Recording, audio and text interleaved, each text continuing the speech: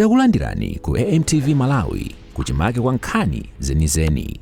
Ngati nkhani imeneyo kuno kulibe, dziwani kuti nkhani imeneyo ndi yabodza. Chipani cha UTM chatsutsa mphekesera zomwe zakhala zikumveka pa masamba a mchezo kuti likulu la ofesi ya chipanichi inalandidwa ndi akubanja la yemwe anali wachiwiri kwa mtsogoleri wa dziko lino Malemu Saulos Chilima. Izi zikutsatira malipoti omwe ena akhala akufalitsa pa masamba a mchezo kuti ofesiyo inalandidwa ndi akubanja la kwa Malemu Chilima.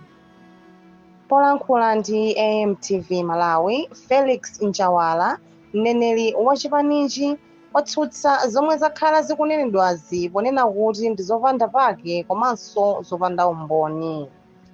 Njawala watsutsanso malipoti oti Mary Chilima adabweza ndalama zokwana 10 miliyoni kwacha yomwe chipanichi chinapereka ku bungwe la SKC Foundation.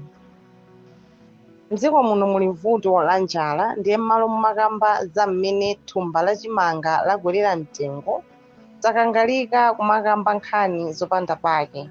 Vuto anthu samadziwa bwinobwino mayi Chilima, Njawala anatero.